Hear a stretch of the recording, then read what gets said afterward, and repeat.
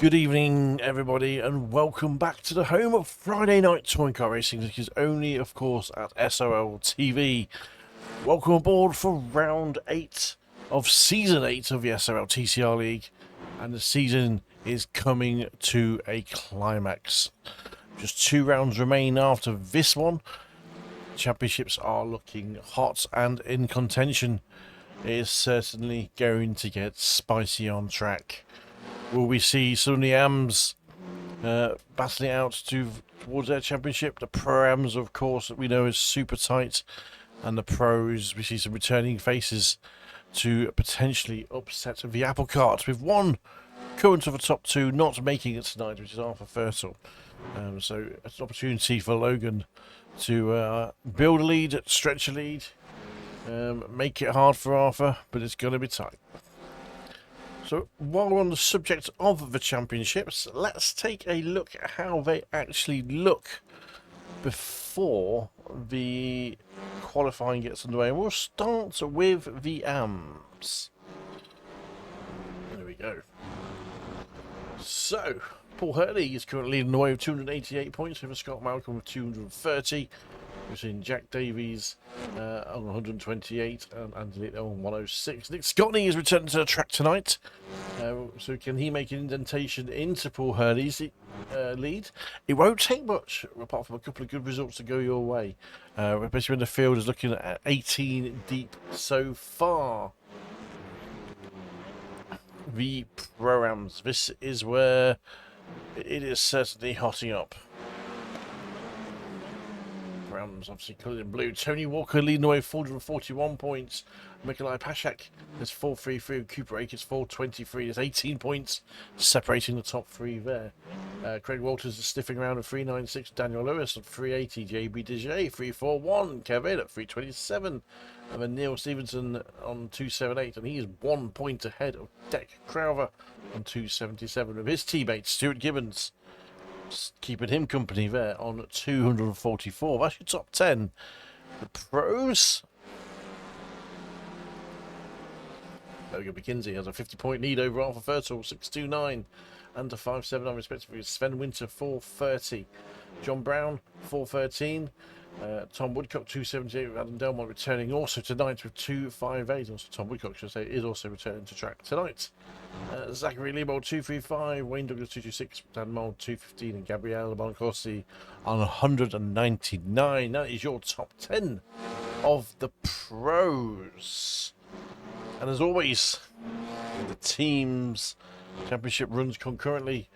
A bit more of a fun one, but yes, there are greens. The team of Dan Lewis and John Brown is out in front of 793. Against the Just Average Sim Racer Vroom team of Cooper Akers and Neil Stevenson on 701. The Just Average Sim Racer team of Kev Aylett and Tom Woodcock on 605. With the lone driver of Arthur Fertile 579 being chased down by the Blade Designs pairing of Deck Crowther and Stuart Gibbons of 521. They're certainly catching up there. So that's how that looks for now. But tonight's main attraction, as practice is due to end in about a minute's time, is this. Week 8 at the Virginia International Raceway. This is the North layout that we'll be racing on tonight.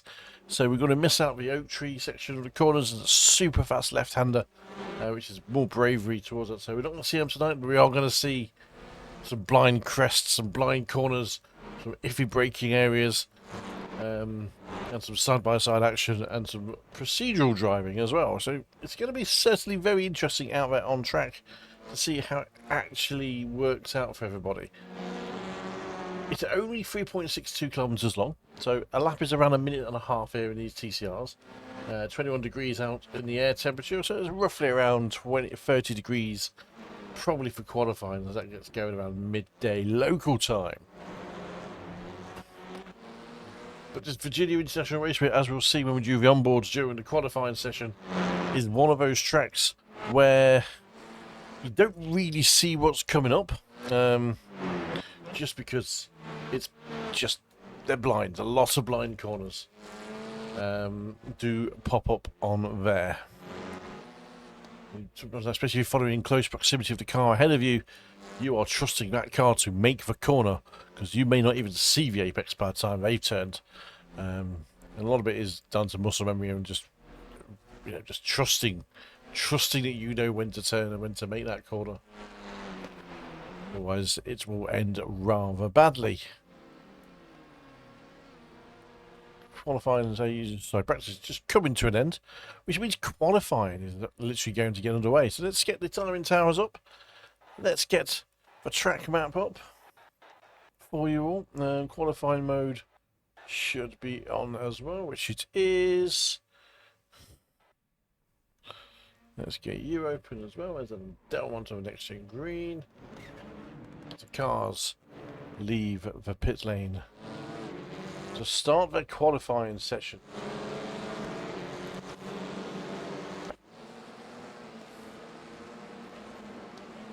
Excuse me.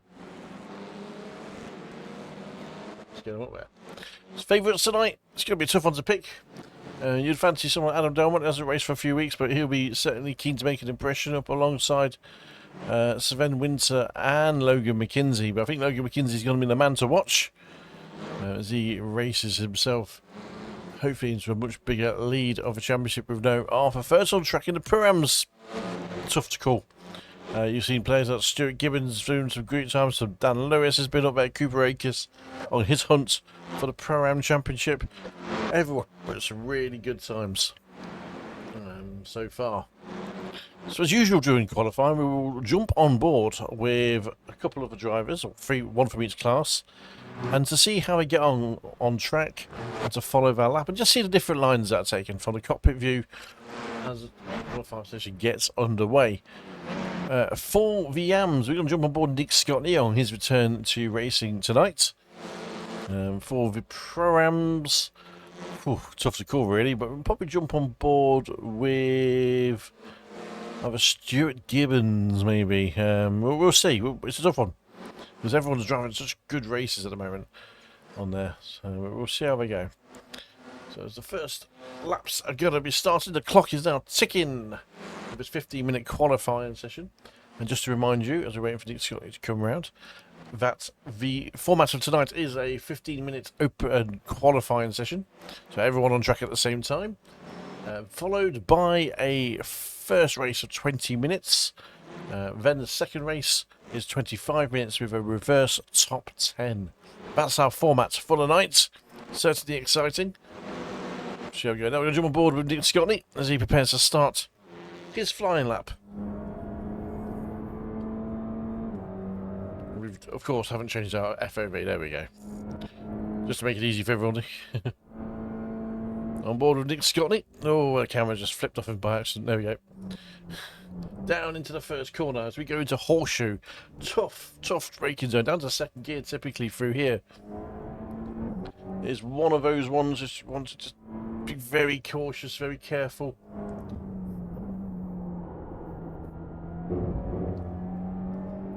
Go round into NASCAR bend, turn 3 and 4 left hook, clip curbing on the inside, on the right hand side, clip that curbing. Be careful if you understeer here. Get on the throttle as you come into the snake. And normally this is a much longer section for those familiar with the Virginia International Raceway. We go straight on there where those cones are. It said to turn 7, the uphill. There's 17 corners on this track, but there is a few A versions of the corners as well. This is 7, 8, 9, 10, all flat out. Hit the curbings. How far do you dare? How much do you trust your tyres? Little shift down there. The cars run up and over the top of the crest. I see how blind it is into this right-hander. That's his turn 12. Sorry, the roller coaster. Sorry, it's 14. But down towards the start-finish line. It's a quick lap. That's 17 and 17.8. Don't want to go too wide there. It's easy to suck yourself out on the power. Nick Scotty looking to complete his first flying lap in his Honda. Let's see what he can get on the board here. He's a 31.69, which puts him just behind Paul Hurley in that race for the AM Fast Drivers. Let's jump on board next for the Pro-Ams. As Eura Laker goes fastest there. So Nick's got to just get that's how hard NASCAR corner is. You want to get on the power, but you don't want to slide it too much as well. Just looking at who we want to jump on board with. I think our man JB DJ is a good one to watch, actually. He's always someone who just slips around understated. Very good, very quick. Always keen to get some consistent driving in. So JB DJ, I think, is going to be our man to jump on board with for the Pro-Am lap. As he is just coming towards the end of his lap. So we'll jump on board now. Here we go. To start his flying lap of qualifying. This is his first one he's just finishing out. So it'll give us a good marker to see where he comes in. So here we go, JBJ over the line to finish his first flying lap. It's a 1:31.05. Puts him 14th. But down into turn 1 horseshoe, so it's really tricky on the brake in third gear, down to second and into first. And here's Elantra on the power early. Touch the curb and you want to keep it tight. Open up the next corner, which is 2, then 3. This is NASCAR bend. Turn 3. Hit the curb on the inside. Use as much of the runoff as you dare into turn 4, which is the left hook. Clip the curb in from second gear. And keep it steady onto third gear. Coming through there. Round onto the snake section of the track. Just run over that curb like it doesn't exist. Tap all these ones as it comes through. They're all straight lines, a little bit all classes corners, but these cars behave like they're not. Into the turn 7 uphill, faster than you think this one, because it's uphill on the throttle early, because big advantage of it. And again, straight line most of these corners, use the curb as much as possible. This one here, third gear, which is turn 10 into 11 and 12, all blind. You come up towards roller coaster, which is 12A. We missed 13 out completely because it doesn't exist. And 14A, which is this top part of roller coaster. Get it right. It's easy to run out wide of the off-camber section there. Down the rest of the roller coaster into Hogpen, which is 17A and 17. Again, easy to run wide there if you're going too quick and carry on too much speed on the exit. But that's very tidy for JB DJ as we look at him coming over the line to complete his second flying lap and see where he comes in for this qualifying session, which is still ongoing, and he puts it a 30.24, so move himself up to 14th after dropping down to 16th. Just great lap there. But of course the pros are looking pretty tasty at the moment with a 120.2995 for Sven Winter, Logan McKinsey, and 129.545. So 2.5 tenths there.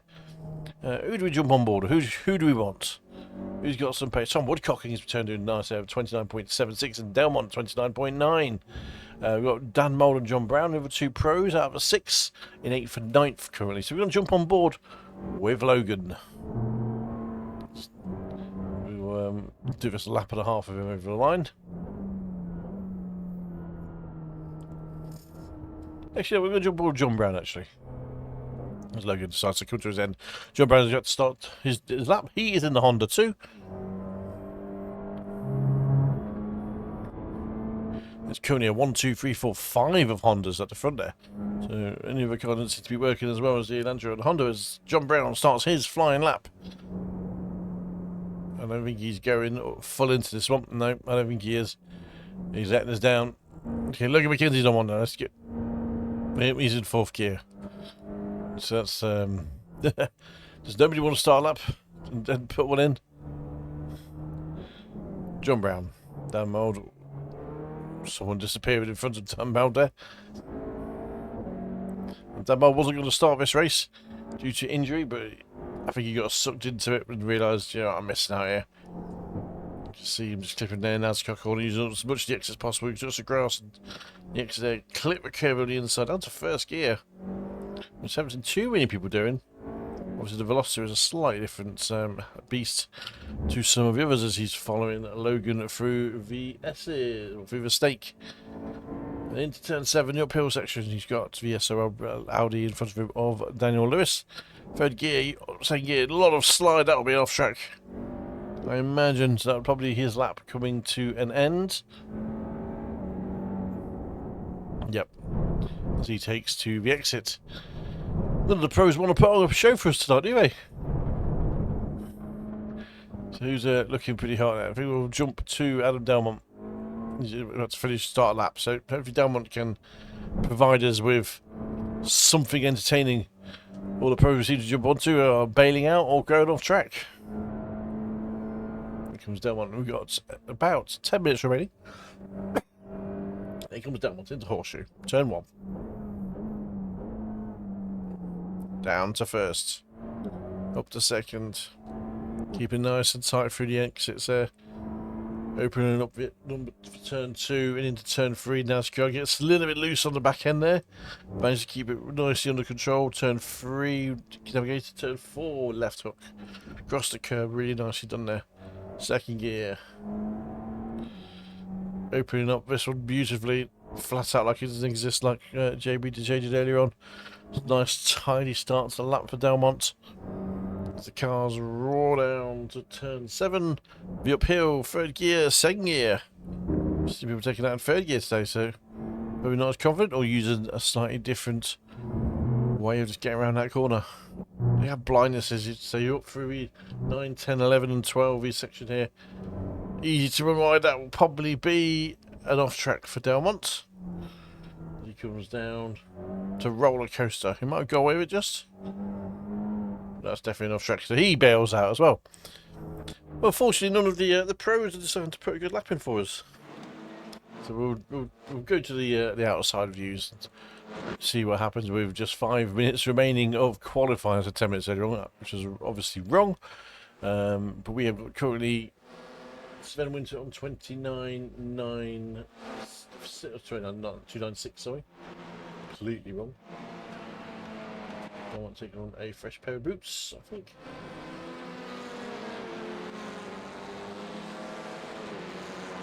Just want to make my screen bigger so I can see the timing's better. There we go. One of my many off screens. So here comes Delmont. There's Dan Lewis. Cody Daniels himself. So let's run through our final positions for qualifying. Let's just hide that one because we don't need that on there.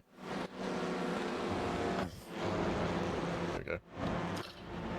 There's a bit more of a difference for qualifying there. Just have some gears and speed on for people. So top, just let me spit out that a little bit different way of doing it. Here's our pro-ams and am splits. But currently overall on the track, we've got Sven Winter on pole with a 29.95. Logan McKinsey at 29.55. Tom Woodcock sitting in third. Good performance for him at 29.76. Of Adam Delmont on 29.79. Tony Walker, the first of our pro-ams, is 29.94. He is chased by Euro Likinen of 29.97. And he is tied with his teammate Demi Chiglishar of 29.97. And Dan Mould, 29.98. John Brown, it is 1 minute 30 flat exactly. It is so tight, it is thousands of a second between everyone. Daniel Lewis on 30.05, Cooper Akers 30.18, Kev Aylett 30.18, Dick Crowther 30.2, Stuart Givens 30.21, JBJ 30.24, and Stevenson 30.39, Paul Hurley 30.72, and Nick Scottley 31.63. That is immensely close between every single driver. We're down to thousands of a second at this business end of the season. This is gearing up to be one of the closest races of the season if people can maintain that throughout the race. So we have everyone just coming around the track. We've got 13 minutes gone, 2 minutes remaining of its 15 minutes open qualifying session. We've got Sven Winter just about to start a lap. Logan McKinsey is on one. Let's see if Logan has stopped his car. Delmont is on one. He looks like he's going green at the moment. So let's jump on board with Mr. Delmont again. Let's see if he can do a better lap this time around.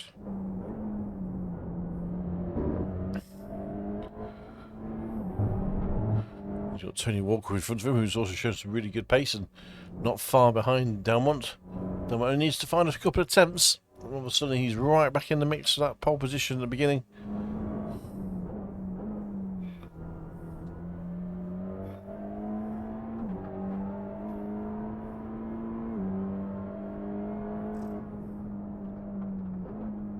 Nicely done there through the hog pen series of corners.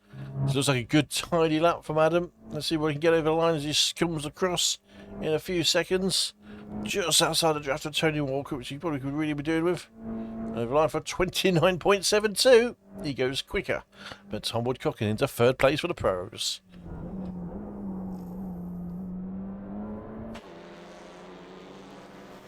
So good. As qualified is just coming to an end in 30 seconds. See one of the cars coming down pit lane. That's Demi TCR. We got back on Delmont. There's a few drivers out. But that was only 4 cars. Winter, Delmont, Walker, and Mould on track. Can't see anyone making leads. Winter comes over line to not improve his time. Delmont is on one, but he's not going to have enough time to finish. Tony Walker's not going to be able to finish it. Neither's going to finish there. So that's pretty tight between everyone there for the start of the end of that qualifying. Whew. I'll just wait for everyone to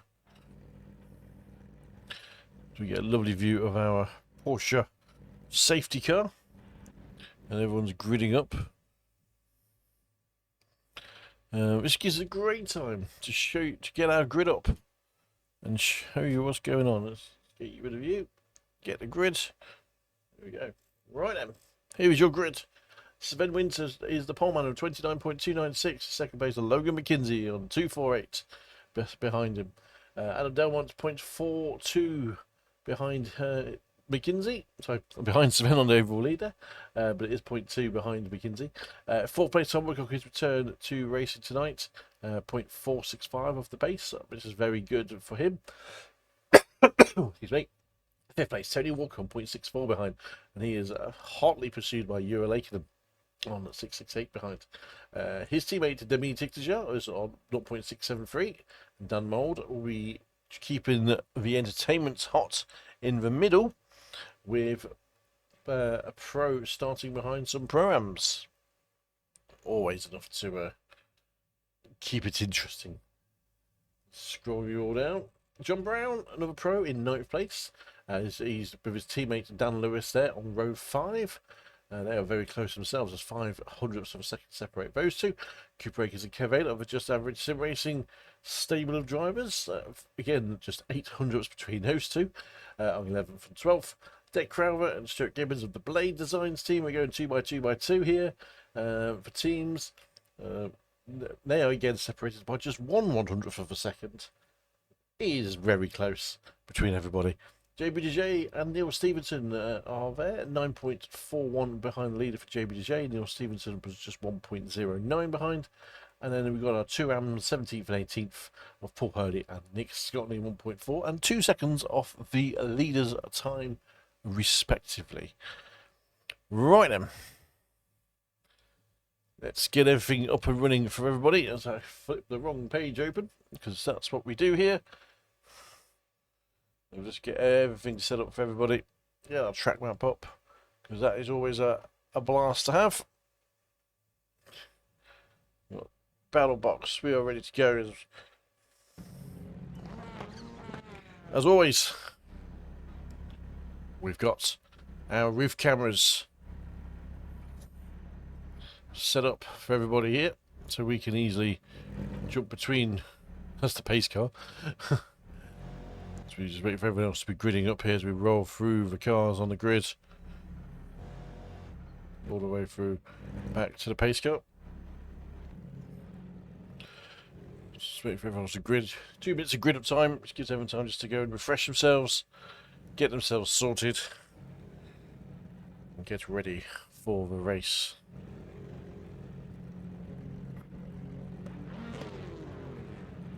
Let's move our camera around. Let's start finish line camera.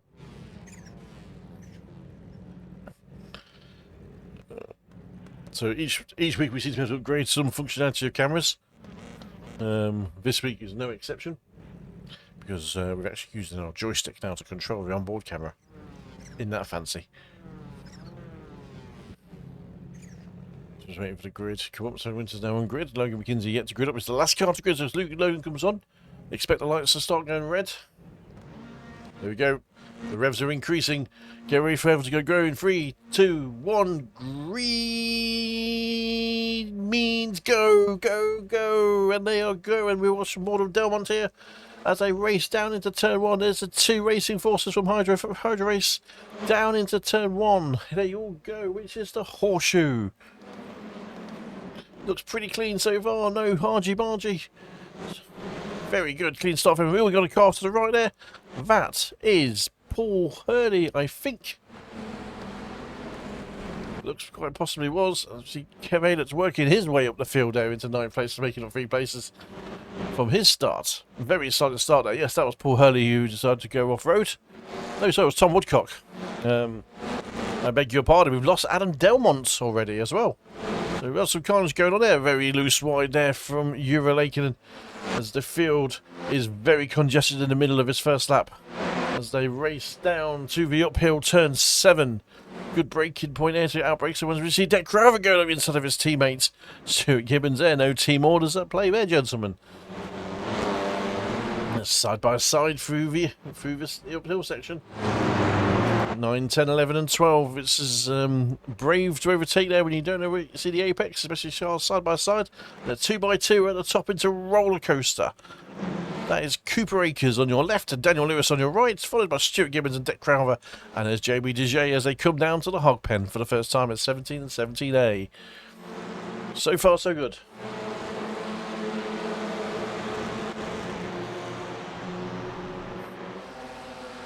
And that's the first lap. Dan Mulder's flashing away up ahead there.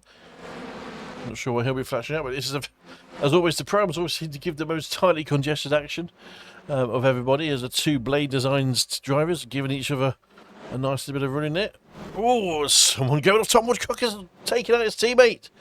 He's taken out one of just average sim race team, as there were 3 of them into one corner. Unfortunately, that doesn't really work, as we've seen before, as we see Cooper Akers coming out of that one unscathed. I think it was possibly Stevenson, Hurley and Woodcock involved with that one. One to check on after the race, and JB Dejay has been caught up in that as well. Oh dear. Right, there's some carnage happening on lap 2 in the turn 1. Let's jump to the leaders. In a short second, as you watch Dan Lewis climbing uphill turn 7, and Sven Winter giving himself a nice little gap over Logan. And these two have certainly driven away from Tom Woodcock, who did not get a good start on the first lap. And we've got Tony Walker trying to hunt them down. So these two are out on their own. And Tony Walker has got Demi Chikachar about a second and a half behind him as well. So back to the mid-pack here with Dan Lewis in 9th place, with Cooper Akers hot on his tail. Daniel Lewis will be keen to get to Ura, who is in 8th place up ahead. He dropped 2 places to the beginning. The biggest mover of the race so far is Kev Aylet with 5 places gained, along with Nick Scotney up to, he's also gained 5 to 13th place. We've got Adam Delmont. It's still on pit road. Tom Woodcock has returned. I believe, looking at that, he's not moving on the laps, so not sure if he actually is moving. We'll keep an eye on that one. With 2 wide in front between Aylet and Ura. Aylet was in 10th place, I think he started. So he's up to 7th. Dan Lewis will be keen to see if there's any action goes on here, but this is good close racing between these programs as always. They're always put on the show. Kevin will be keen to keep up with Dan Mulder and John Brown, who have broken away together. And trying to keep on the back of Demi as well. Into 7.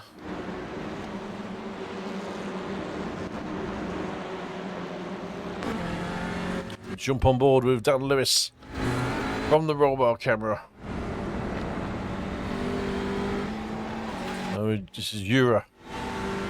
This is Aylet.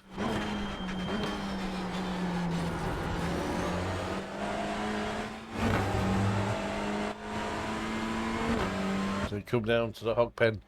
It's a tricky one. You get that left hander, but you get the right hander just right. So the cars all weave around.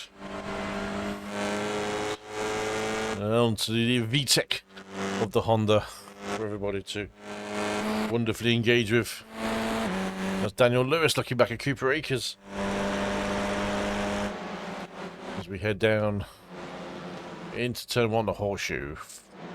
For the 4th time. 4 minutes gone, 5 minutes now gone actually, sorry.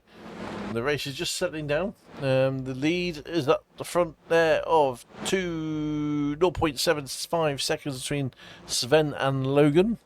Tony Walker is another 2 seconds back from them there. So There's some mental arithmetic there. And Delmont is back on track. Tom Woodcock looks like he has retired. But Adam Delmont has back, so he's going to be keen to get some points on the board, because if you finish 75% of the race, you get points. And points mean prizes. You come on to turn 7 uphill section.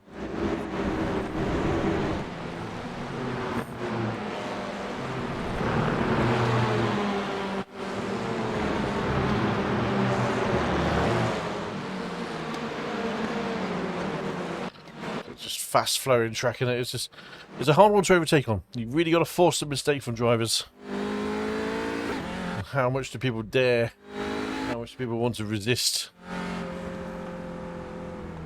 A lot of these drivers do race against each other in different leagues and in different official races as well during the week prior to the race.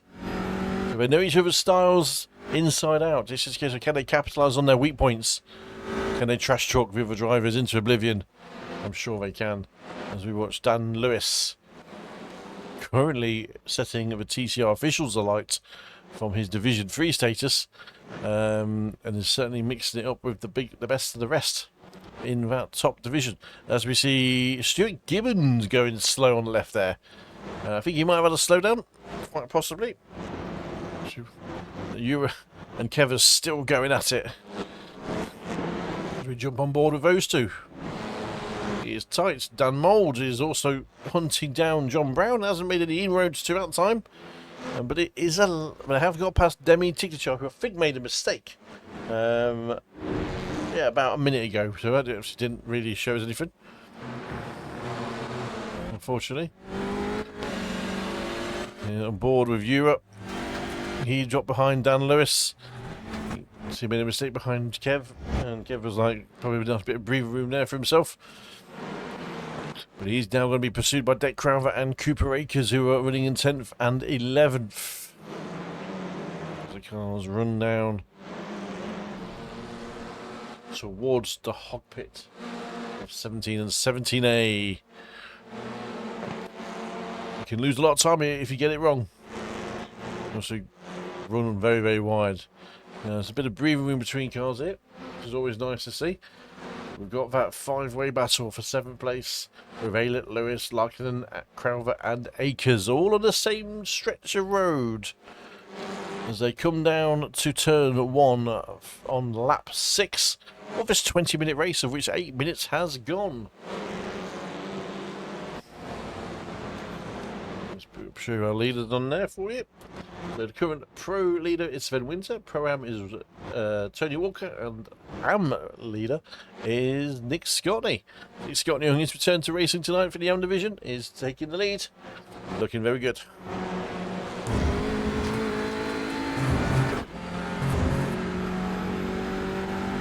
Okay, let's have a look on in terms of the actual category splits for all the drivers. Walker's your class leader with Demi Tigler and Kev Aylett, 1, 2 and 3. Leader pros, Sven Winter, McKinsey and Brown, 1, 2 and 3 there, and then AMS, Nick Scotney and Paul Hurley doing the job. Dan Lewis has Euro all over him like an absolute rush.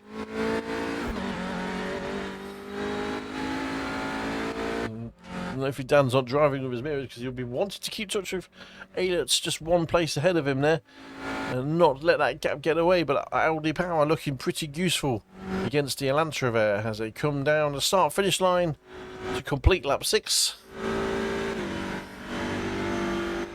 That's how far away he is from Aylett into turn 1 of Horseshoe. Ooh.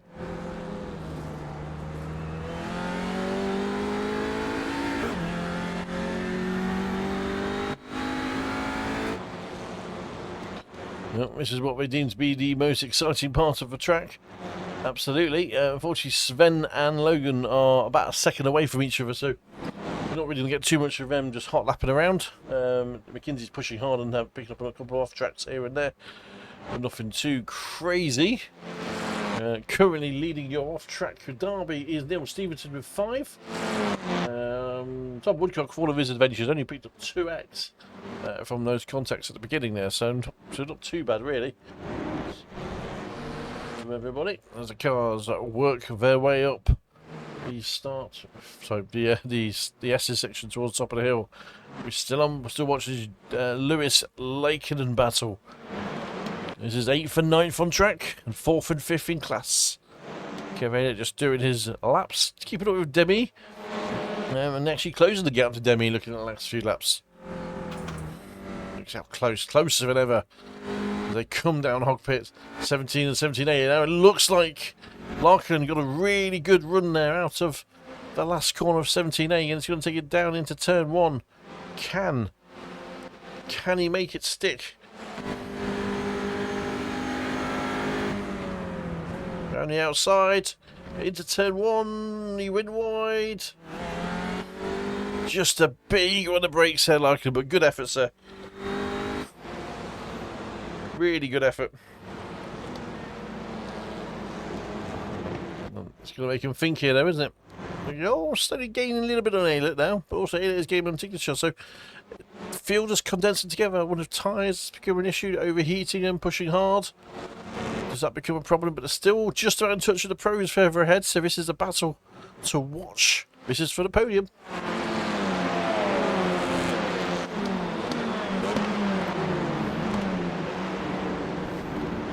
Up through the uphill section, 7's a little bit wider for me. Like Crowther and Cooper doing the same thing. And obviously, it's the good line to take. This is a good battle between Lewis and Larkin and Crowther and Cooper, keeping each other busy. This is the closest battle on track. We've got Tony Walker's on his own. John Brown has gapped Dan Mould a little bit there. But now we've got 4 cars in for a battle here. Crowther is sneaking onto the back of this battle here, so give him a bit of the tow rope to keep along here. As we've got 8 minutes remaining of the race, which is around 6 to 7 laps, depending on how it works out. Run through our top 10 of Sven Winter, Logan McKinsey, Tony Walker, John Brown, Dan Mould, Demi Tiglacher, Kev Aylett, Daniel Lewis, Stuart Lakeland, and Deck Crowther are your top 10. Cooper Akers, who is currently in 11th place, hasn't actually gained or lost any positions in terms of on track overall, but to be keen to make some positions up as we see Lakeland right up the tailpipe of Daniel Lewis. Elantra versus Audi.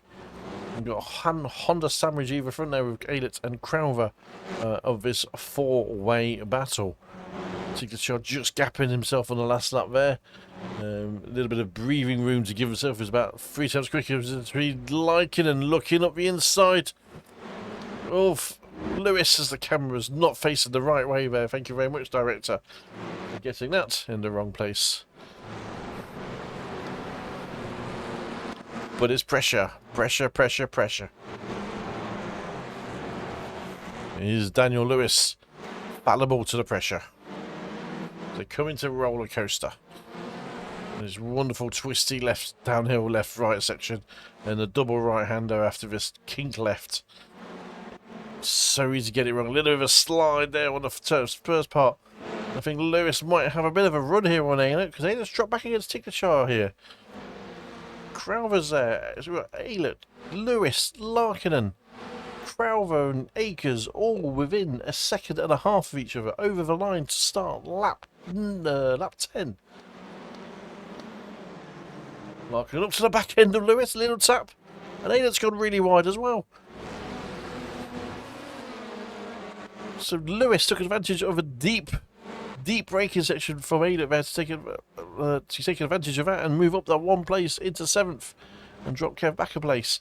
Now Kev's got to defend against Larkin again as we are coming into the twisty section. Can it be held off? As the camera starts to do its wonderful thing. Here they come. 2x2 into turn 7.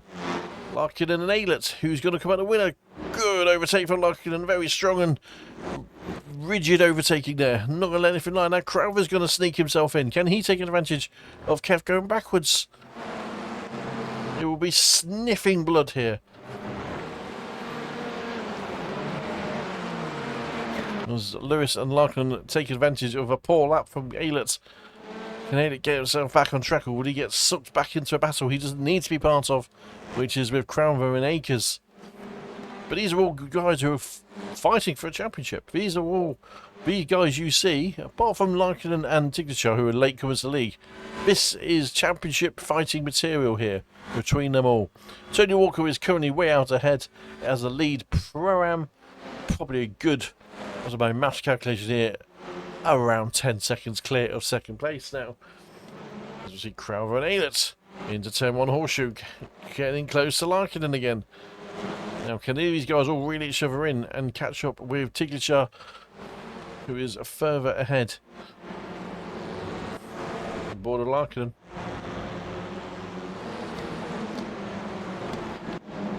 Gibbons just trying to counter the back of him as well. As the cars meander their way round 3, 4, and 5 into the snake section towards turn 7. Can Larkin get past Lewis, who has been... Ooh, and that's a wide turning from Larkin. But you can do that there, because you can keep some momentum going. But it was very wide. And will now start to feel like he's probably a bit under pressure here. As they come up over the crest.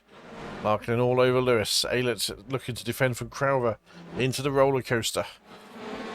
This is a ride that they're all on. Who's going to be the first one to get off? Into 17A and 17 and 17A. He's double right-hander at the end to close the lap off down the start-finish line. Larkin looking to make the move into 1. Is he close enough to be the last of the late breakers? Don't think he is, but he's going to try and go around the outside. But Lewis holds that defensive line at Audi. The only time you see an Audi being that defensive is usually when you're trying to get off the motorway and there's 1.1 in front of you. Crowther all over Aylett in behind there. I know we pretty much focus on these guys all through the race, but this is where the action is. As we come to 3 minutes remaining, we're going to jump quickly to the leaders. But I don't take my eyes off this one, because this is all tight. Very tight racing between these guys. In fact, we're not going to take our eyes off the race until the lines get to that happen. Crowther looking to go around the outside of Aylett into turn 7 and shuts the door emphatically on Crowther. But is it enough between those two to fight back again? Lewis put a wheel onto the grass.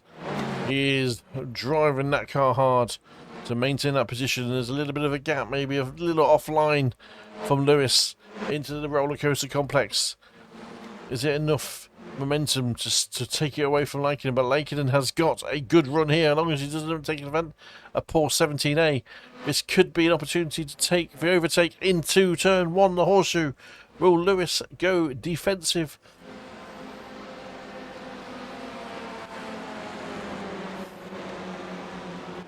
And the answer to that is no. Larkin just biding his time. I think we've got one more lap after this one. I'm just looking at where they were when they went over the line, so definitely for timing wise, Sven Winter and Logan McKinsey, I've got one more lap after this. This is the penultimate lap. As here comes Larkin and looking to make a little feint up the inside, but they have caught the back of Tignichar. This is the whole group, not just these guys.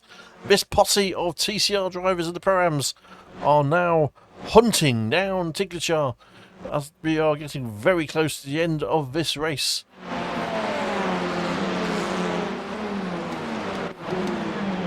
Into 7.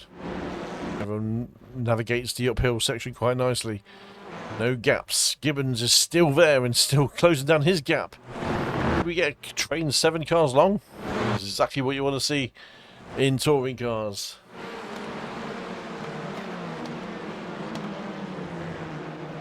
Down roller coaster. And Larkin get closer still.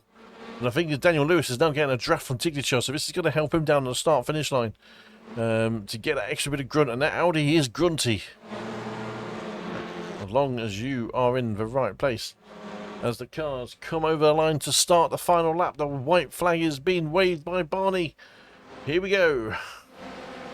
The final lap to decide the Heat 1 winner of this round 8 race is coming up very shortly. Tony Walker looks like he's got it in the bag for the Pro-Ams, and also looking like an overall third place on the podium.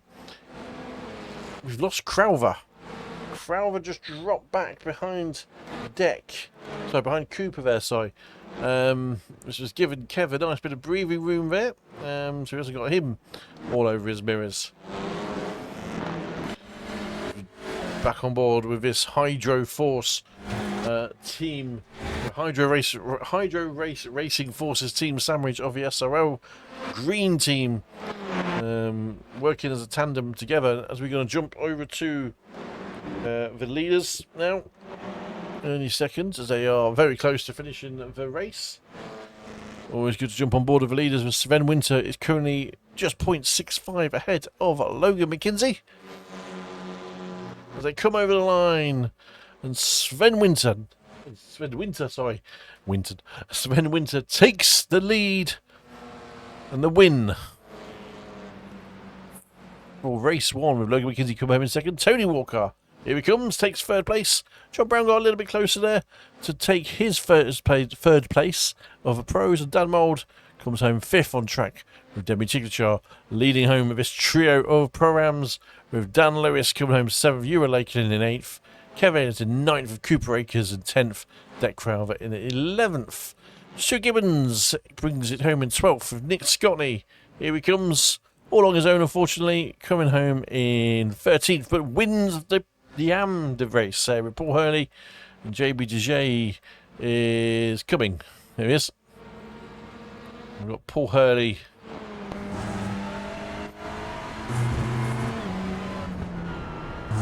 Still out on track, doing his thing. He's not a lap down, but just got involved with a couple of incidents, which we will review very shortly, I have to say. As Paul Hurley brings us home.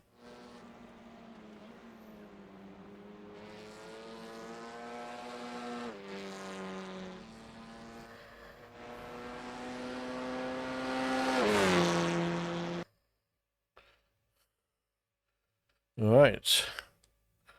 So Paul Hurley just brings us home there. So let's have a look at the results from race 1. No, we're going to rate it a little bit for the results. So we are going to look at what happened on the first corner for you all now. So this is what happened. We'll go to make sure from our chopper cam. Tom Woodcock is the car that's flagging up as went off track. Contact with the back of Adam Delmont, and that's what happened to Delmont. It would probably might have got a meatball from that. Woodcock took to the escape road and went off. Unfortunately for Delmont, that was probably his race over with. Unfortunately, lots of action going on. As we just see, that was a couple of overtakes, so we'll just see different angles how close he came. And Kevin had been a big gains on the beginning of that start. So I'd be quite keen to see how I actually did that. So he gained 5 places from the start. It started 11th. It was just a matter of bravery. Oh, I sent it right down the inside there. And nipped up inside of a few of the other drivers and went, see ya, I'm having that place back. And gets wheel to wheel with Dan Mould coming into the NASCAR corners. And Delmont crashed apparently. We're not sure what happened. Delmont, he got loose and off track. He might be having a meatball here.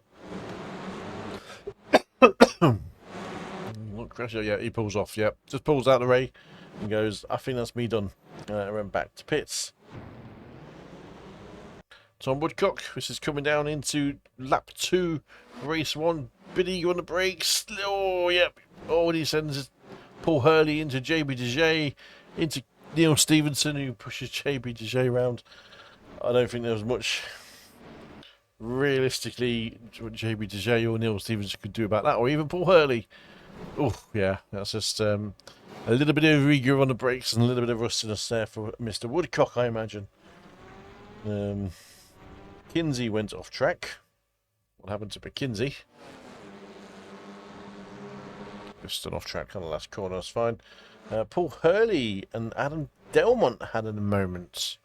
This is through VS's. JB Delmont Hurley going 2-3 wide into turn 7.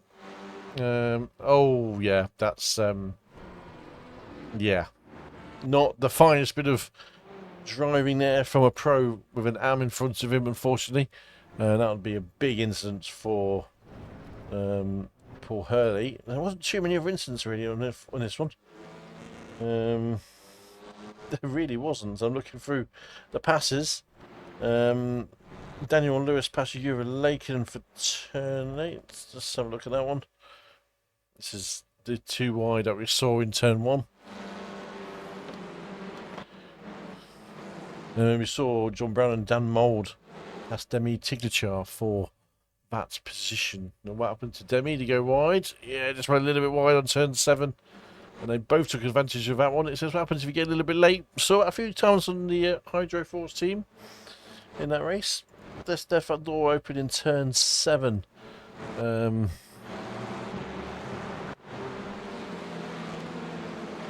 Okay, so let's get the results up for race 1 for you all. Now I've been all lovely compiled by our fabulous drivers, fabulous team that work in the background. We'll do it by class as always, and we'll start with the AMs, because the AMs are always nice to see where they get them the airtime as such. Okay, here's your race results. So Nick Scottney was the winner of the AMs by comfortable 50 seconds almost over Paul Hurley, but we saw why Paul Hurley was 50 seconds back, thanks to the Adam Delmont incident in turn 7. A little bit smarting from that, I imagine. Pro-Ams. There we go. A winner by 11.2 seconds. It's a pretty dominant victory, you would say, by Tony Walker in that Heat 1 race there.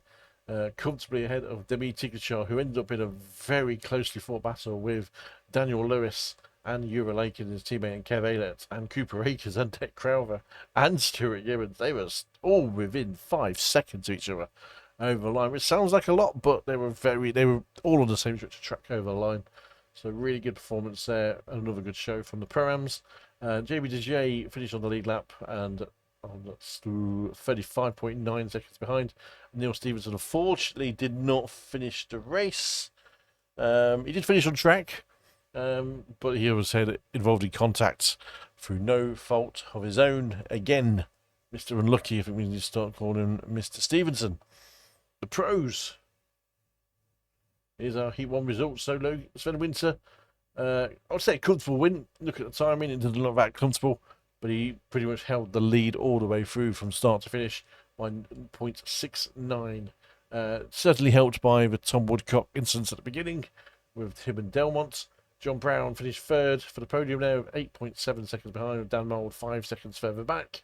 Delmont and Woodcock finishing out of the points for that race, as we saw. Right then. Have they compiled a grid for me yet? Don't think they have. No, they have not. Okay. That's absolutely fine. So what we'll do, we'll take a short break. We will go get the grid set up for you for race 2. The feature race, 25 minutes long, is coming at you thick and fast. So we'll see you shortly when the night time starts to encroach here at the Virginia International Raceway.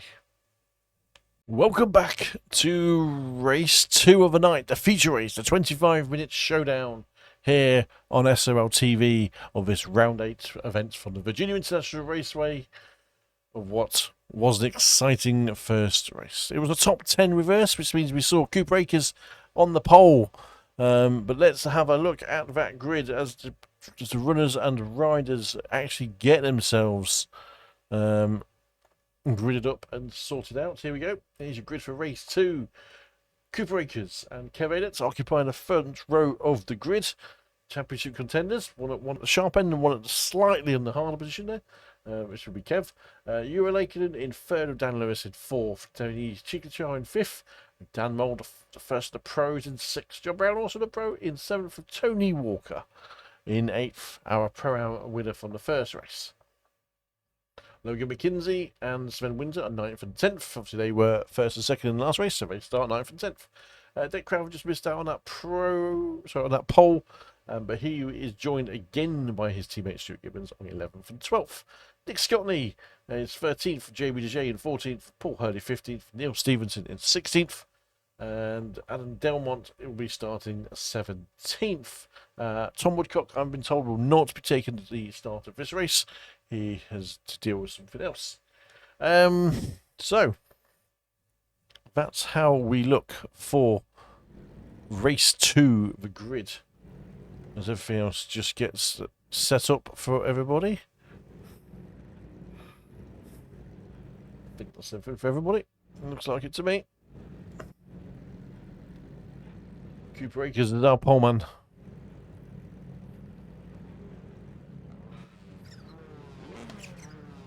Dan Mould, John Brown.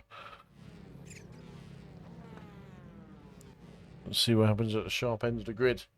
Cooper Akers and Aylett, will they work together? Will they race hard together? We've seen some battling between them this season. Some argumentative decisions possibly as well. Interesting to see how they cope with it.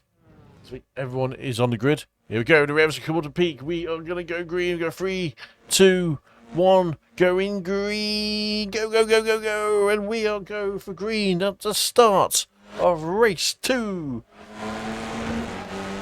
As the cars roll down to the first corner, which is the horseshoe. Are we through clean? It looks like we are so far.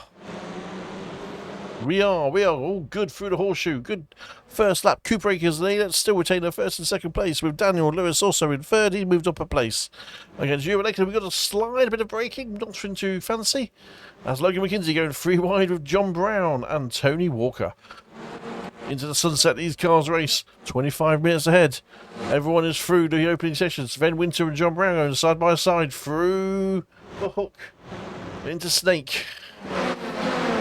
As the cars run themselves down to turn 7, the uphill section. Cooper Akers and Aylett and Lewis, Lakeland, Tiglacher, Mould are our top 5 as the cars run up the hill. Dan Mould, Tony Walker. And Walker's got McKinsey. McKinsey's going to be keen to move through the field quite quickly. He's already up 1 place. Sven Winter has stayed there in 10th place. And John Brown has dropped 2 places there. Biggest climber of the race over was Paul Hurley with 2 places. Up to 13th. Nick Scotney has dropped 3 to 16th. Delmont's up 2 to 15th. As the first lap is complete, as the cars are raced down the start-finish line, there on board with Likinen, with Daniel Lewis in front of him. He will be sick of the sight of that Audi by the end of this race if it stays like that. Akers and Lewis. And Aylett, top 3. These 3 certainly know each other from leagues and official races and other various aspects of iRacing events. We jump back to side-by-side action between Delmont and JB DeJay. Not forgiven that time. Delmont be keen to move forward and get some more points on the board. He's up 3 places. Runs it wide to slow himself down against DeJay. None forthcoming there. DeJay has shown some pace around here, so he's going to be keen to take advantage of some positions here as well. Can he get himself up near the front? As back to the sharp end. These are the leaders. These are your top 3. Akers, Aylett, Lewis, Lakeland. As the cars roll themselves through the sunset. Across the curbing. Close as Dan Mould. There's Dan Mould. Always lurking in people's rearview mirrors. And number 62 of the Veloster. Always looking devious in the back there. As the cars run down the start-finish line after their 2nd lap. The 3rd lap is now underway. 3 minutes in, 22 minutes to go of this feature race. Dan Mould looking to go up the inside of Lakeland. Can he make it stick? Was Lakeland given the room? Knows what battle he's in. Pro versus Pro-Am. And I think Lakeland's going to give too much of a quarter, because he knows if he lets his pace drop, he's going to be sucked in behind. But Mould makes the move nicely done into NASCAR bend and into the left hook. See Cooper and Aylett and Lewis. Not sure who's got the faster pace between them. Kevin's not shown any intention to go past Cooper yet, looking ahead of down the track. So we're going to leave the action to the guys behind. I think they're possibly trying to work together and see how they go.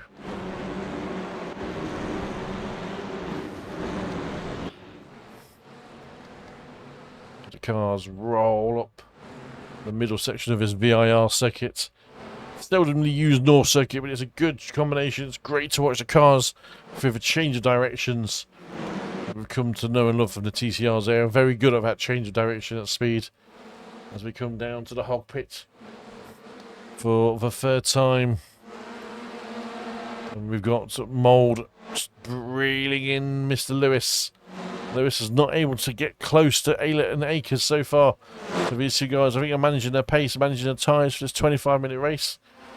It can make a big difference at the end if you've got a nice unheated or not overheated set of tyres to fight on with at the end of the race. As we see Carr going wide, that was Tigger and McKinsey going up the inside, making his moves up from 8th to 7th. McKinsey will be keen to get past Walker, so Walker's already up 2 places, up to 6th place himself.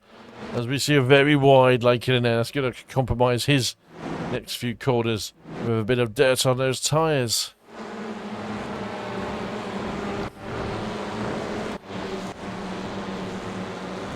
That's very close to the front there. It is Akers, Aylett, Mould, Lewis. Mould trying to go around the outside of Lewis into 7. If he sticks that one, that's a lovely move. What a fabulous move from Dan Mould. In turn 7 round the outside at speed. That's probably one of the moves of the night.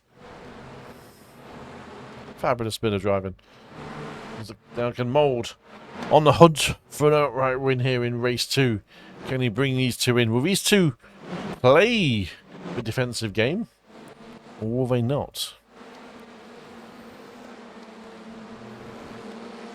Do they need to play the defensive game? That's the other coin to look at.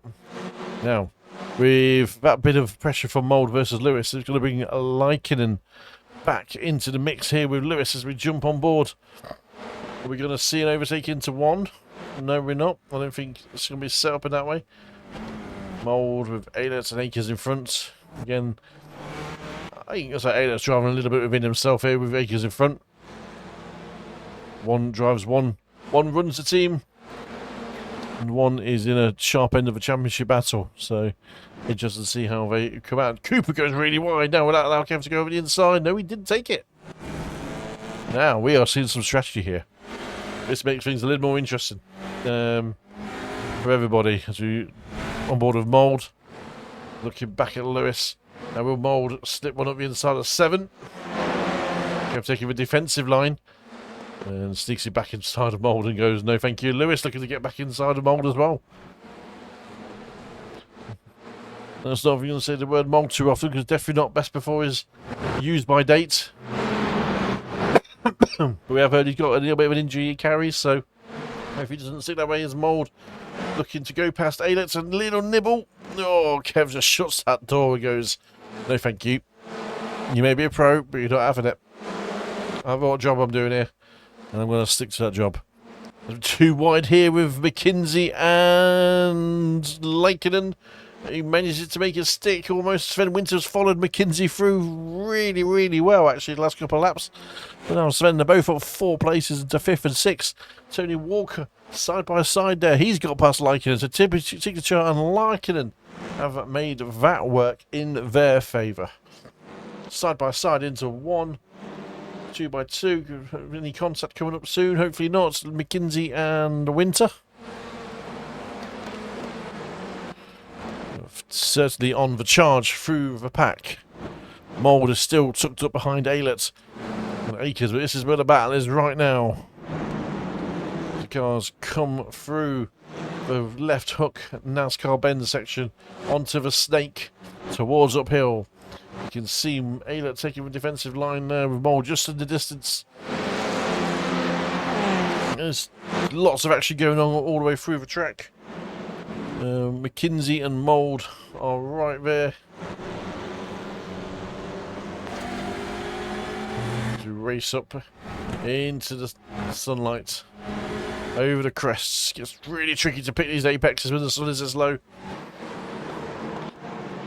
Would we hear a slide? Dan Mould has got past Ailett at the front there. As we just wait to see what's going on. Still give us the right camera. We got lost track there. Always contact. Oh, we got contact off to the right. It's McKinsey, Winter, and Ailett. We saw Mould get past Ailett. So was there some contact from Mould and Ailett, which caused the concertina between them all? We will have to find out because the camera did not pick that up straight away. And it really should have. But we have seen an incident between Ailett, McKinsey, possibly Mould, and possibly Winter. It looks like Winter and Mould have come out of it alright, but we are 3 wide down into turn 1. Lewis with Walker on the inside of Tiglichat. We've got contact between Brown and Tiglichat. Oh, that's a bit unfortunate. There will certainly be some words said there. But obviously the talking point is between McKinsey and Winter and Ailett. What happened between there? We'll have to check that at the end of the race, no doubt. Brown has got a harassing set of Civics behind him with Delmont and Crowther and Gibbons.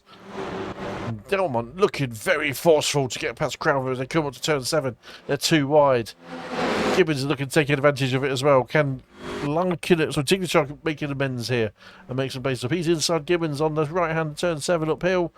Can he make it stick side by side? Just about made it work. Good driving from Tiglichat there. Nice, forceful, robust, rigid overtake. Into roller coaster. So Kevin's dropped down to 16th place there, so he's back on track. Logan is not back on track. I'd say Sven Winter and Dan Mould seem to come out of whatever happened out of it themselves nicely. We can't. They are pretty close together on track, those two are as well. Just looking at the interval between them. We see Paul Hurley and JB DJ close on track. Tiglichat just on his own with Gibbons and Crowther around him. We're keen to close that gap. Tony Walker is in, so I'll just work out my positions here, in 4th place. Yes, so he's all the way up 4 places to 4th place. 2nd place in class. Cooper Akers still out in front. Very tight with Mould and Winter behind him. But we should probably try and find that one for you. And that's going to be very tasty up front, I imagine, as we go Mould around the outside of Cooper. 2 velos into the sunlight. There's Sven Winter, right behind. He's a few seconds back, so it's not too tough. This is going to be Cooper and Mould racing. This is not for division. This is for outright on the road. Cooper just going, I'm going to park my car in the middle, but Mould looking around the outside.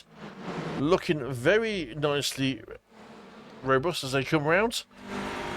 I'm going to jump on board. Mould loves to have a nibble on people's rears. Just to let you know he's there. Here comes one now. Bit of a boost. Yep. That's a push to pass. Is he going to work down the straight? And Mould get the overlap of Crowther.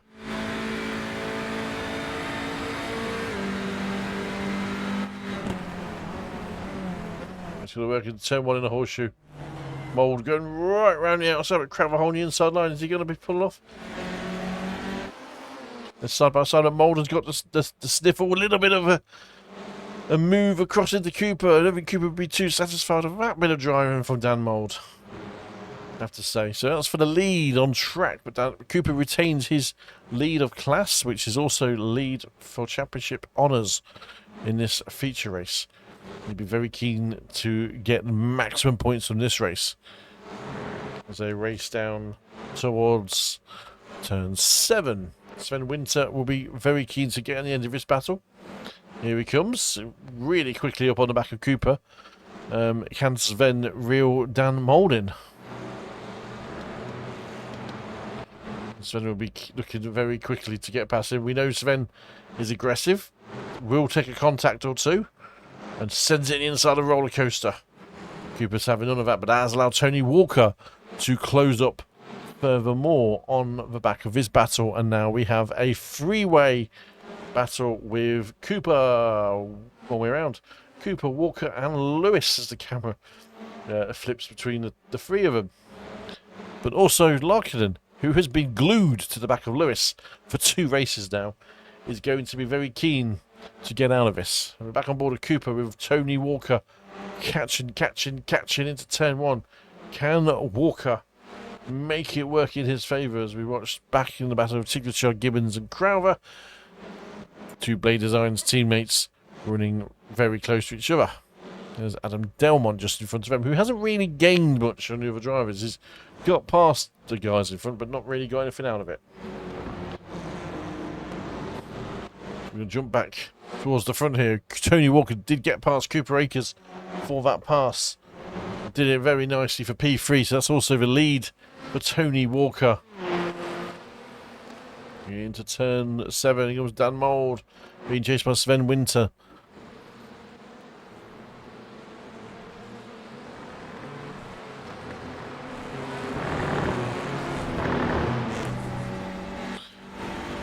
Up to roller coaster. Such a blind corner, you can't see it until you're there. Hit the curb on the inside. Sven Winter is closing. He was a good 2 tenths quicker than Dan Mould on that last lap round. We are 15 minutes in, 10 minutes remaining of this feature race. Your top positions are Dan Mould, Sven Winter, Tony Walker, Cooper Akers, Daniel Lewis, Ewan Lakin, Adam Delmont, Demi Signature, Deck Crowther, Stuart Gibbons, JB DJ, Neil Stevenson, Paul Hurley, John Brown, Nick Scottney, Kev Aylett, and that is your top 16 people on track running right now. And Kev is a long way back from anyone else after his pit stop after his incident with McKinsey and co earlier in the race.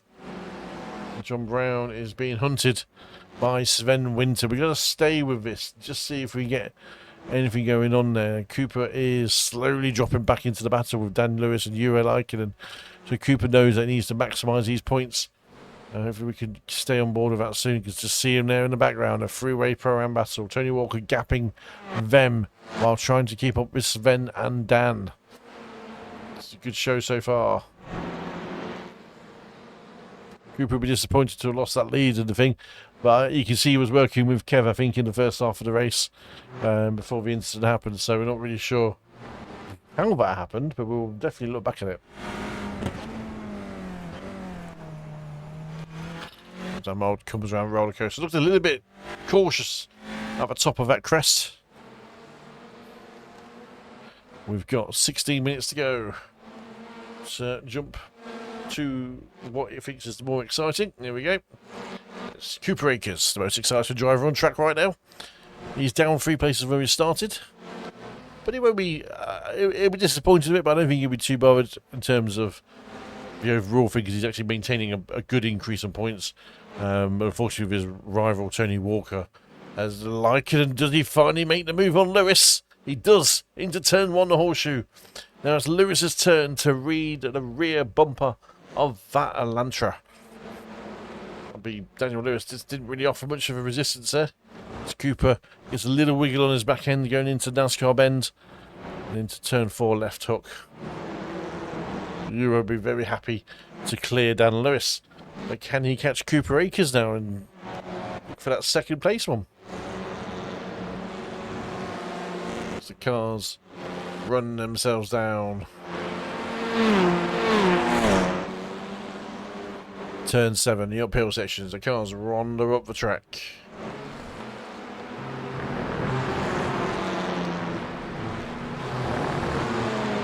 It's one of those tracks. It's very hard to get to ride. You don't want to ride on the bumper of the car in front going through the corners.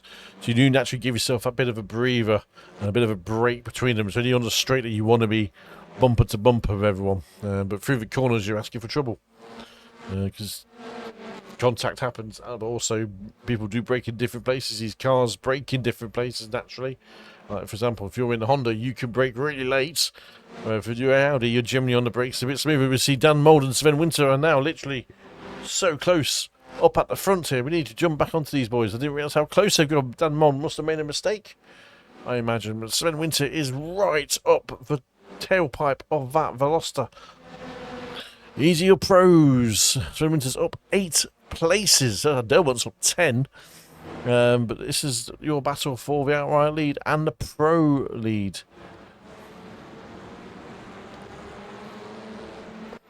Dan Mould. Is he nursing an injury physically? They come through the snake. Down towards turn 7, uphill. They're very close. Very close. Sven Winter was nibbling away at that rear end of that Veloster. Dan Mould will be looking in that mirror and thinking, what is that car behind me? Because it's just filling him. But he'll know it was Sven. Sven Winter certainly knows he's got pace. Can he perform on a league environment? That is the question. As we complete shortly 13 laps, we have 5.5 minutes remaining of this race, which we're probably going to have about 3-4 laps remaining. As the cars complete that lap now, Sven is very close to Dan. As we come over the start-finish line into turn 1, the horseshoe. Sven looking for the outside line on Dan Mould. Very nicely parked for Dan Mould on the inside there. Not going to make it work this time, is Sven. Car 62 and car 2 as they run around. Little door left open just to give him heads up. Sven, NASCAR, not making it work this time. Is he looking to bide his chance and get a good run out of one of the corners onto a straight, which is the Honda's party trick.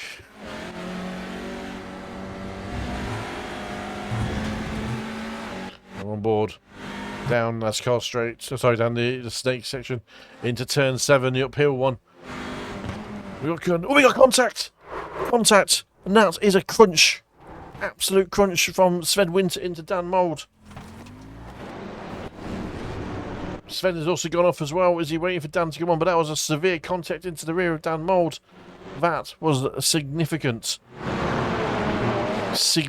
contact from Dan Mould. Oh, sorry, from Sven Winter into the back of Dan Mould. And for me, that's not a rookie bit of overtaking to do there, because that, you know, when you're racing pros and you're racing with these kind of I ratings, you know exactly how these cars perform against each other and your capabilities of that car. It's not often I'll be that subjective around it, but that was a poor bit of driving there from Sven. We were, of course, looking at the replay at the end of the race, but that is pivotal for this race. Tony Walker, Cooper Akers, Jarl Aiken and Daniel Lewis now are the lead drivers of the race on track. Dan Mould will be damaged. He will be sporting some damage here, and we'll be slowing him down as Demi Chigdachar and Deck Crowd will be looking to capitalise on that misfortune. Oh, that's an unfortunate way for that battle to end, because it was shaping up really nicely. But we'll check it out at the end of the race and see how it occurred. Tony Walker looking for the double now.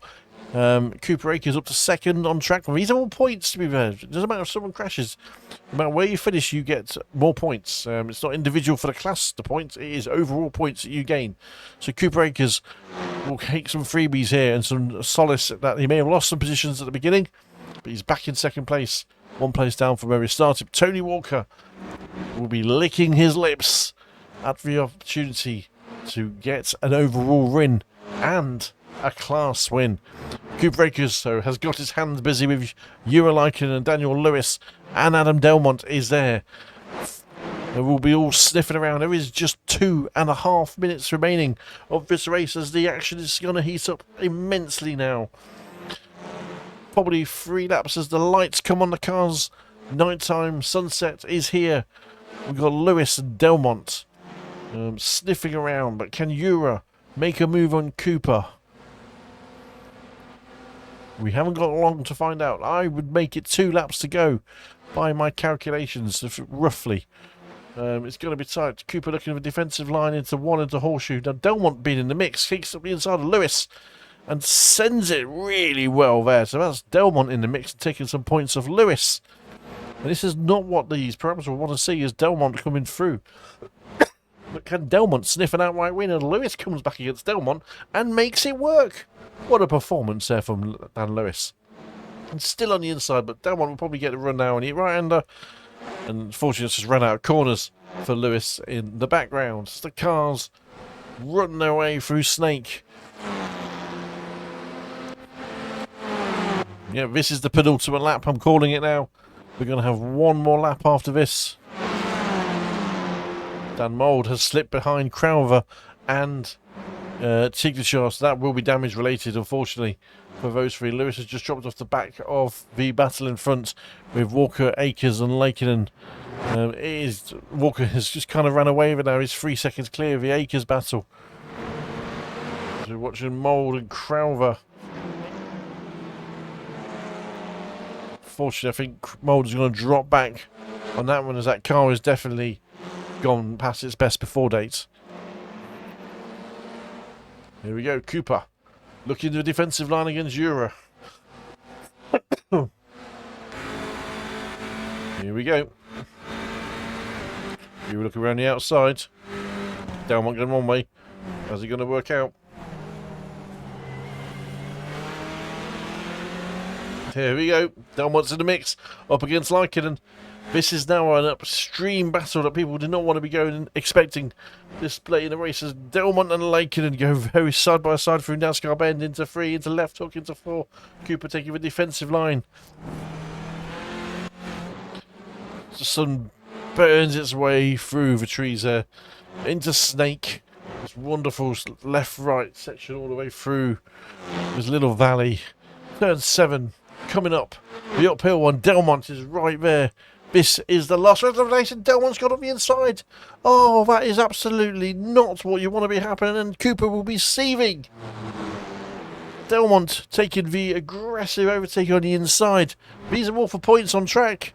Delmont, is he in the championship battle? Probably not, but he will not be happy, but he's given the place back. He has given the place back. That is a very sensible decision there for Madame Delmont, but Cooper Akers will be seething after losing that place to Jura Likinen. Tony Walker is going to come home and win this feature race. This is a Pro-Am win in the overall. Strong performance. Jura Likinen is going to bring it home in second place as Walker wins the feature race. Here comes Likinen, his second place.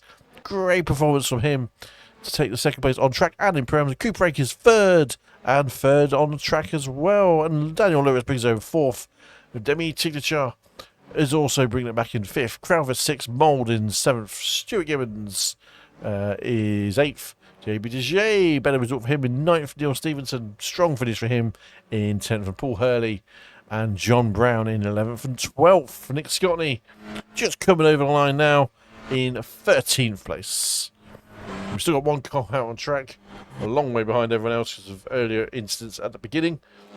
And that is Kev Aylett. Well, that was staggeringly busy, shall we say, as you watch Kev come over the line. And the first lap went by pretty calmly, so we'll watch the start again as we wait for the results to sort themselves out.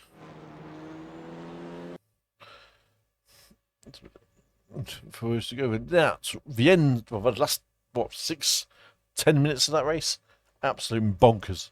But let's have a look at the starts. I think the start was pretty good for everybody as we get away nicely. The Audi start there, as always, Dan Lewis, a bit of a feature of himself. But the two JAS cars in front of Cooper and Kev, they are not teammates, but there will definitely be communications involved. They actually got a good turn 1, and everyone else is pretty clean through there as well. So, good first lap for everyone there. Stuart Gibbons went off track. See what happened to Stuart Gibbons. I'm not sure. Might just be an off track. He gets a bit loose. Yep, that's pretty standard. No, I won't say standard, but it's one of those things that happens. Sven Winter went off track. That's NASCAR Ben looking at it. Getting a bit too much on the throttle. You're liking them. Most of these are going to be off track, so there's not much happened in the first few laps in terms of people running off road and spinning or crashing. It was just people pushing the car hard. So this is the one. So here we go. So this is what possibly happened at the beginning to set off the McKinsey battle. So we'll watch this from start to finish. Mould is making a move at roller coaster on Aylett. Oh, that's a 50-50 call, maybe. Who knows? Dan Mould was the one who benefited from it. The camera's stuck with Mould, so we'll go back to Kev's camera. Just a contact. There's a little slide. Kev just about kept it on track on the curves. Kept it to the left. McKinsey goes by. Winter goes by. So no contact between those guys. Oh, contact between Winter and McKinsey, and Kev had no chance there. Oh, that's going to be controversial. So we need to have a look at what caused that one, and I think we can see it right now. Is Winter on the right, McKinsey on the left, and there's contact between the two of them, which pushed McKinsey into the traffic. Oh, unfortunately, a cascade of damage. That is unfortunate. Just wondered if we can get a closer view somehow. Don't know if we are. Let's cycle our cameras. You can see it up on the left there, can't you? So it's contact between those two. And then all of a sudden the closing speed, because there's a sudden change of speed and direction. And that's Kev has collected McKinsey. And off they go into the Shadow Realm off track. Sven looked like he came out of that pretty much unscathed, which was surprising because there's a significant contact between him and McKinsey as well. But obviously he was non-optimal line, which suggests that he was possibly not on the racing line when that contact happened and trying to force a manoeuvre. And or was he spooked by the recovering car? Wolf, controversial, some might say, but we're not sure. Signature and Brown. This was a contact from Brown into the back rear quarter. Yeah, a bit of a loose bit of driving there from Mr. Brown, possibly. The guys will no doubt be chatting about that. And then this is John Brown going off track at roller coaster. Delmont taking John Brown prisoner there. Pro versus pro. That won't have gone down too well, I imagine. John Brown running around on his own. Nice corner cut and off track. Yeah, sometimes there's a shortcut to be had. That unfortunately wasn't it. Sven Winter and Dan Mould. I was going to find, is there an earlier one of this one? Or is this what it was? This is it. This is the one. Now, we saw this on board at the time, so we haven't seen it externally. So here we go, coming down to turn 7. Winter's closing. He's still got good car length between them. And that's just careless. I wouldn't normally say something like that, but that's just careless. You know, you would expect, from having races cars myself, you know how the cars perform. And yes, the Honda will always outbrake a Veloster in a straight line, but not when you're right behind someone like that. That's a poor bit of driving, in my opinion. But that's sometimes how racing goes. Not the finest bit of driving there. That's just them recovering. So Sven did drop down at quite a few places there. Not sure. I think he pulled out. And they didn't finish the race, unfortunately. You're Larkin went off track. What have we done? Why not give me you Larkin stuff? There we go. And Delmont looking to make the move. There's Larkin and Cooper. Larkin just getting on the throttle a bit on the earlier side. Yeah, that's classic. Push the card hard. There was one, wasn't there, right at the back, where Delmont passed Cooper. This would not have gone down too well with Cooper, who is obviously in second place right now. Again, Delmont, he just lost control of the braking and got skittish. And then parks it. And Lewis into the back of Cooper.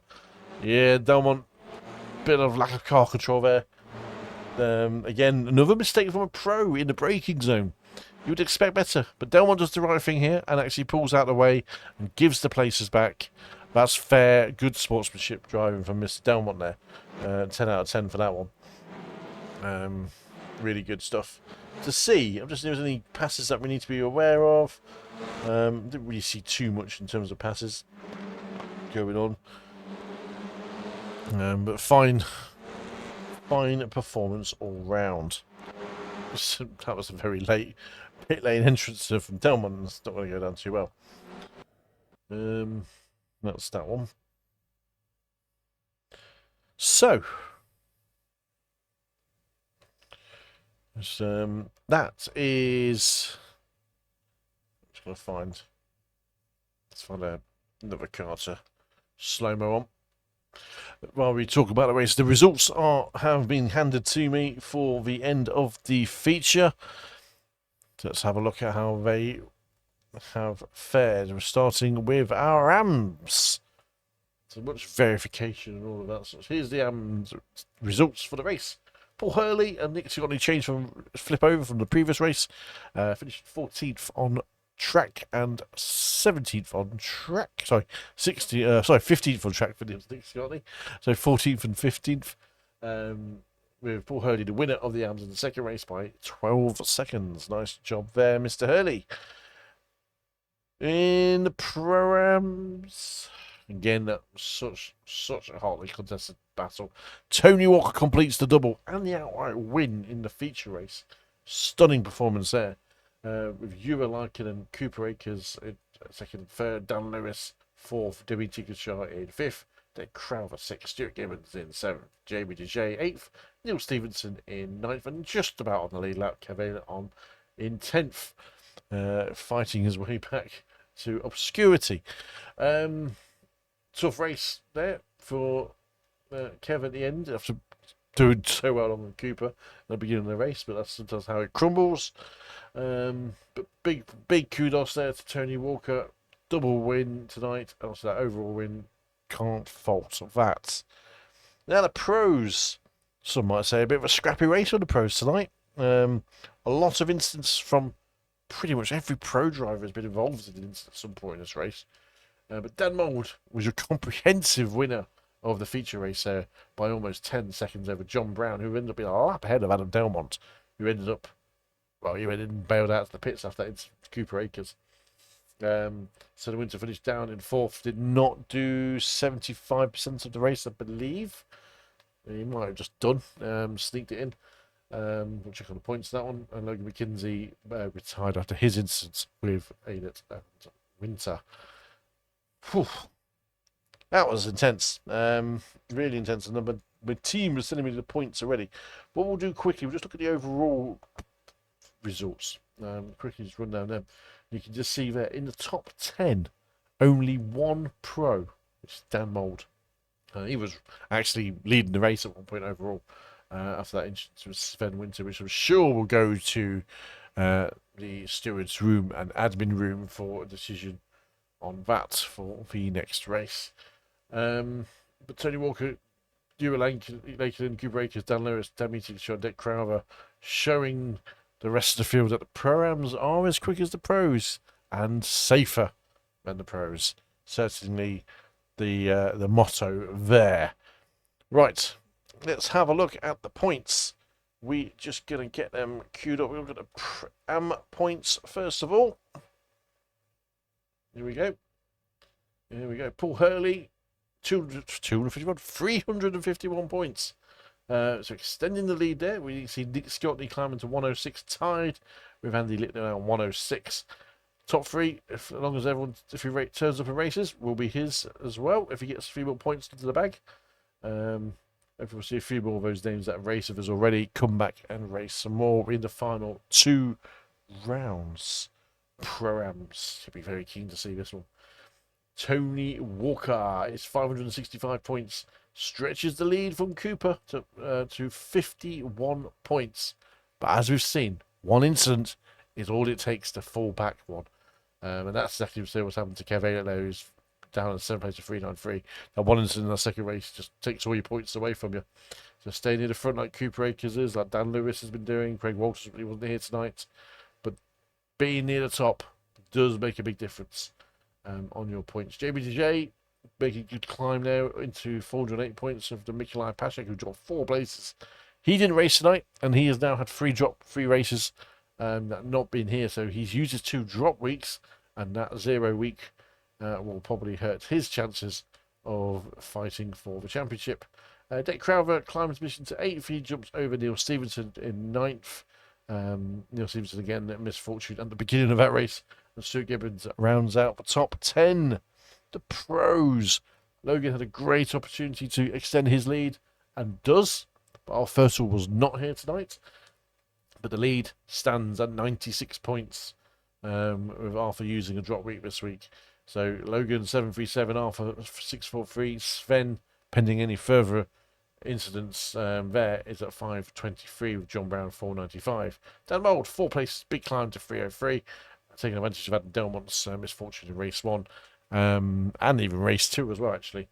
And 284 and 303 to 284. Don't know if we'll see Dan Mould. He's been telling us he's been nursing injury. We'll see how that affects him coming up for the season. Tom Woodcock, who did return but didn't actually really get going tonight. We'll see more of him as the season goes on, hopefully. Begin to get some points on the board with his team. Obviously, we didn't see Zachary, Wayne, or Gabrielle tonight. And the top 10 is rounded out. So that's hotting up. Drop week's certainly going to come into play. Who knows how it looks? Let's have a look at the teams fared. SRL Green, big lead now, 114 points clear of the JAS Vroom team. The tryhards have been caught by Blade Designs in 3rd and 4th, they've leapfrogged Arthur, who was not here tonight. Hydro Race Racing Forces, a big surge to 358 points. They've only been here 3 races between them, but they're already making some places up and making some contenders and chasing the pretenders down quite a bit. So are we pretending that some drivers are faster? These boys have got some pace in the Hydro Race Racing Forces team of Eura Larkinen and Demi Tiglishaw. Whoa! I don't think I've stopped talking much in the second half. In that second race, so much action, so much in stuff there was to talk about, and controversy, stories of the season. Does those incidents from Dan Mould and Sven Winter and Logan McKinsey, separate instances, do they start to shape how this championship works and has just, it's just, yeah, how do you put it into words? Has it changed the course of the championship is the way to describe it. We will find out. But one thing I'll be able to tell you is next week is the round from Alton Park. Be sure to catch that one. That is the actual event takes place after you've watched this run, probably. But that's the next round where these cars will be going. And Alton Park is a firm favourite with a lot of the drivers. And there will be action there, no doubt, as there is just 2 rounds remaining in this TCR League this season. If you like what you've seen, there is certainly more to come. And there will be more in after this video ends. There'll be a QR code that you could sign up for Season 9, which gets underway. Because that will be coming very quickly in the next season of iRacing. But be sure to hit that QR code, scan it in, get yourself entered, because there is plenty of places for people to come in and take part in across the divisions. And as it stands, we'll be running 3 divisions of Pro, Pro-Am, and Am at 10 different tracks of the league with 3 pre-season races. With commentary coming from yours truly, which leads us to end tonight's stream and tonight's video of what has been controversy, action, tense, frustration. Certainly will have occurred across many of the drivers in tonight's endeavours. But one thing for sure is that you've been watching the premium SRL TCR League, the best and home of TCR racing on a Friday night. So be sure to come and join in the action more every Friday with ourselves, whether it's watching the video or taking part in the league. Please do come along and race with us. I've been your host, Kev. Thank you for taking part in this event, and we'll see you next week at Alton Park. And remember, this is the home of Friday Night TCR Racing on iRacing, SRLTV. Goodbye.